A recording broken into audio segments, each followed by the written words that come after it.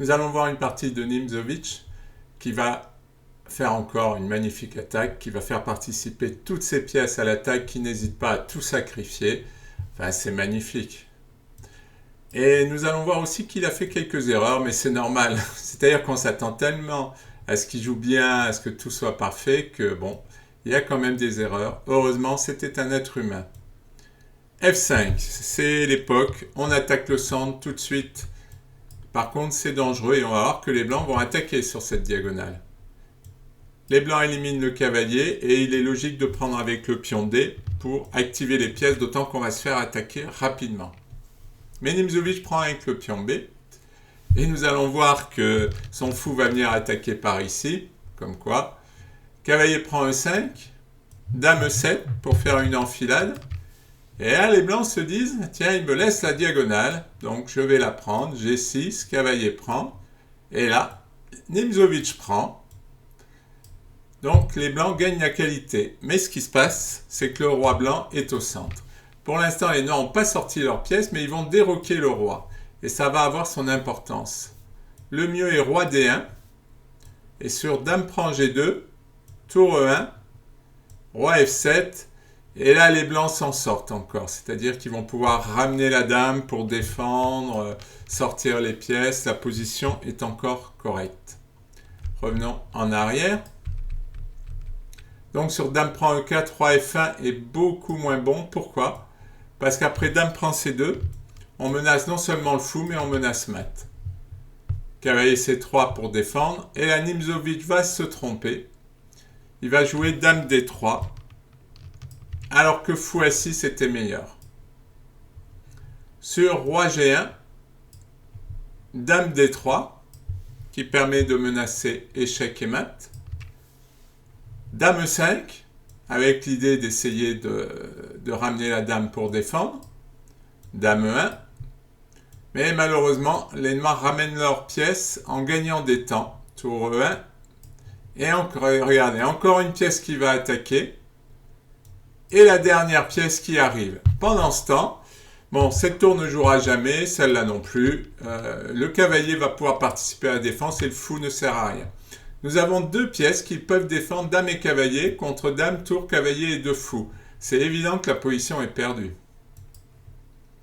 Roi G2, cavalier G4 pour attaquer F2. Et ça devient très très difficile pour les blancs. Alors, je reviens en arrière. Donc sur cavalier C3, fou A6, au lieu de jouer roi G1, parce que en fait ce qui se passe après roi G1, c'est vrai que ça donne la menace de mat au noir, donc ça laisse l'initiative au noir. Il était mieux de jouer roi E1, même si après roi F7, c'est vrai que la position va être difficile, hein, de toute façon. Donc Nimzowitsch a raté cette variante. Je reviens en arrière au moment de cavalier C3. Donc le meilleur coup, c'était fou A6 qui développait une pièce. Mais la position garde de toute façon un fort potentiel parce qu'il fait dame D3. Et c'est vrai que là, les blancs ont encore la possibilité d'obtenir une position moins mauvaise, on va dire. Et dame H3 qui vient défendre. On voit bien la différence avec tout à l'heure, le fou n'est pas en A6, donc la tour ne peut pas venir faire échec.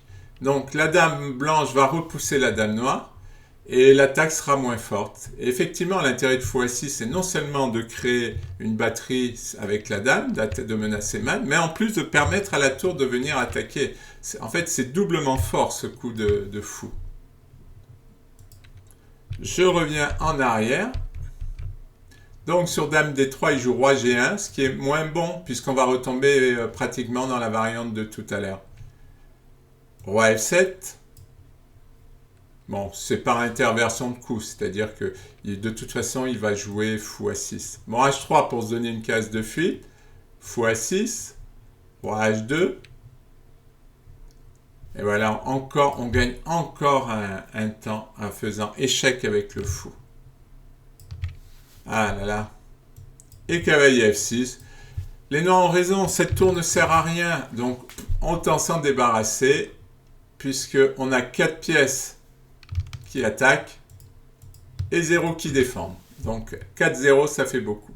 C'est vrai que la tour va pouvoir faire quelque chose, peut-être la dame aussi, mais ce sera totalement insuffisant. Dame F3, qui menace de prendre en F2. Les blancs prennent le pion et protègent. C5, très jolie interception. On empêche la dame de protéger son pion. Il protège avec le cavalier.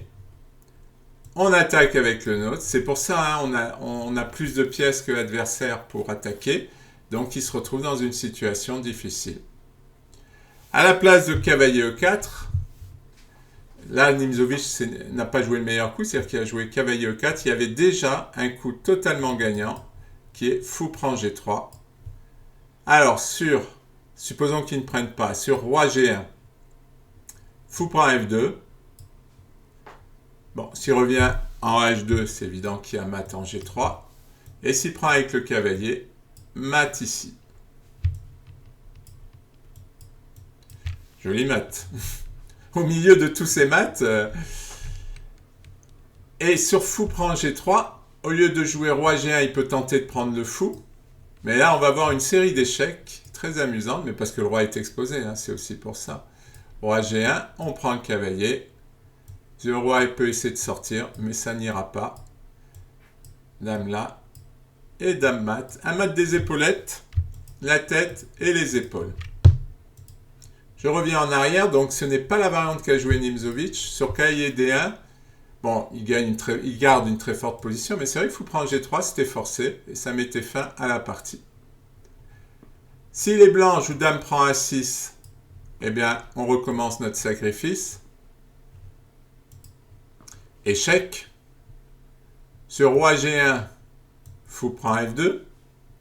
Et sur roi H2, c'est comme tout à l'heure, hein, dame G3. Mais je voulais voir le mat s'il faisait roi F1, parce que c'est une nouvelle fois un très joli mat. Il faut 3 pièces pour faire mat. Nous les avons. La dame qui bloque et le cavalier qui fait échec et mat. Donc je reviens en arrière. Les blancs n'ont pas joué dame prend A6. Ils ont joué tour G1. Bon, ils ont bien compris que les noirs voulaient sacrifier. Donc ils essaient de sauver ce qu'ils peuvent. Mais après cavalier prend F2, nous allons avoir une nouvelle menace de mat, c'est dame H1. Bon, pour l'instant, elle ne marche pas parce qu'il y a la tour, mais il faut la garder dans le coin de l'esprit. Bon, là, les blancs n'ont quasiment plus rien. Hein. Dame prend A6 et fou prend G3. La dame bloque. On force la tour à nous prendre et dame H1 mat. Très belle attaque de Nimzowitsch. C'est vrai que son adversaire, M. Schröder, je ne sais pas trop comment on le prononce, a joué le jeu. C'est-à-dire qu'il a attaqué, il est allé prendre la tour, il a pris le matériel. De nos jours, les joueurs ne le feraient pas. Hein. Ils joueraient plus calmement. Mais franchement, quel style. C'est-à-dire, il envoie vraiment... Il se développe toutes ses pièces. Il donne des pièces. C'est pas grave. Ce qui compte, c'est qu'on ait plus de pièces que l'adversaire pour attaquer.